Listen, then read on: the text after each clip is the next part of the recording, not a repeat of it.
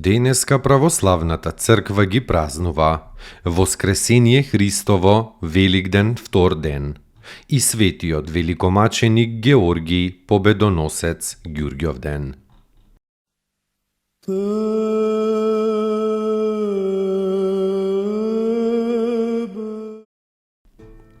Воскресение Христово, Великден, втор ден.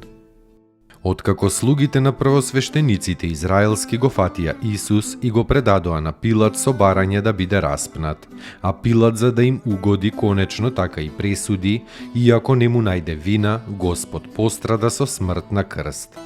Висеше меѓу двајца разбойници, од кои едниот го похули, а другиот го прослави, спасувајки се со ова себе си за живот вечен. Во оној страшен миг неговите ученици се разбегаа, како што самиот им предрече, освен апостолот Јован Заведеев и мајка му под крстот. Малку подалеку стоеа и неколку жени кои што последните години му служеа со своите имоти. Покрај него тогаш немаше други, освен непријателите и минувачите во неверие. Евангелието подробно пишува за смртта. Потоа Јосиф од Ариматеја, кој му беше ученик, се осмели и го побара од Пилат телото за да го погребе. Го положија во еден нов гроб кој што Јосиф го имаше скроено во карпа. Го затворија влезот со камен и заминаа. За воскресението дознаа во мугрите во неделата, кога оние верни жени појдоа со миризливи масла на гробот за да го помаза телото кое не го најдоа. Веста ја прими прва Марија Магдалина и побрза да им јави на апостолите и тие не и поверуваа. Петар и Јован самите се стрчаа до гробот и го најдоа каменот одвален, а од телото лежеа оставени само повоите. По ова, кога се собраа заедно во куќата, Исус им се јави и разбраа дека воскреснал, но им го отвори умот и за да ги разберат писмата.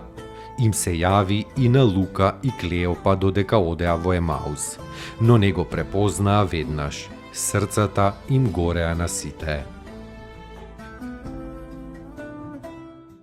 Достојно ест Јаково истину, блажити тја Богородицу, присно блаженују и пренепорочнују и Матер Бога нашего, честнейшую Херувим и славнейшую без сравнения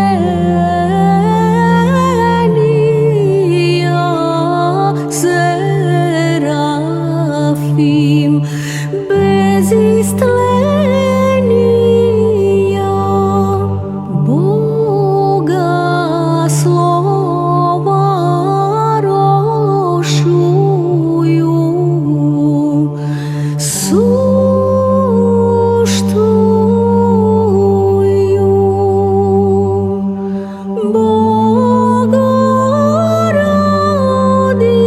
Богородицу,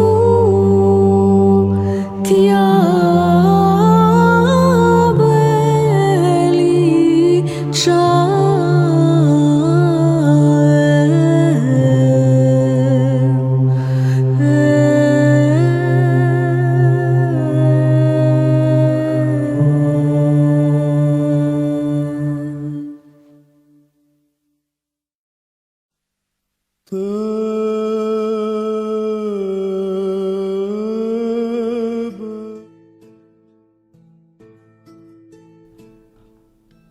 Светиот великомаченик Георгий, победоносец Ѓурѓовден.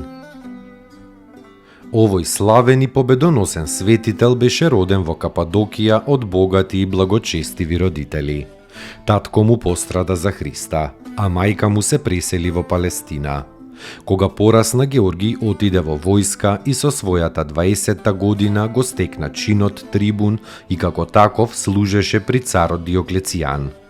Кога овој цар започна страшно гонење на христијаните, Георгий истапи пред него и одважно исповеда дека е христијанин. Царот го фрли во затвор, па нареди нозете да му ги стават во клада, а наградите да му положат тежок камен. Потоа нареди да го врзат на тркало под кое имаше штици со големи клинци, и така го вртеа додека целото тело не му се направи една голема рана. По ова го закопа во ров, така што надвор од земјата му беше само главата и го остави во ровот 3 дена и 3 ноќи. Потоа, со помош на некој магионичар му даде да испие смртоносен отров.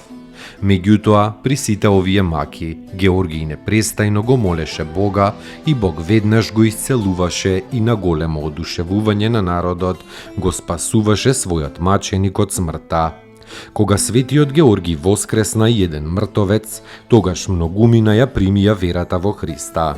Меѓу овие беше и царевата жена Александра и главниот жрец Атанаси, земјоделецот Гликерий и Валерий, Донат и Терин. Најпосле царот ги осуди Георгий и својата жена Александра на смрт со меч. Блажената Александра издивна на губилиштето пред да ја убијат, а свети Георгий го убија во 303 година. Безбројни се чудата што се јавија на неговиот гроб. Многубројни се и неговите јавувања во сон и најаве на многумина кои што го споменуваат и ја бараат неговата помош до ден денешен. Сиот разгорен од љубов кон Господ Христос, свети Георгий без тешкоти остави се заради својата љубов, чин, богатство, царски почести, пријатели и сиот свет. За оваа љубов Господ го награди со венец на невинлива слава на небото и на земјата и со живот вечен во своето царство. И го дарува со сила и власт да им помага на оние што го слават и призиваат неговото име во бедите и во неволите.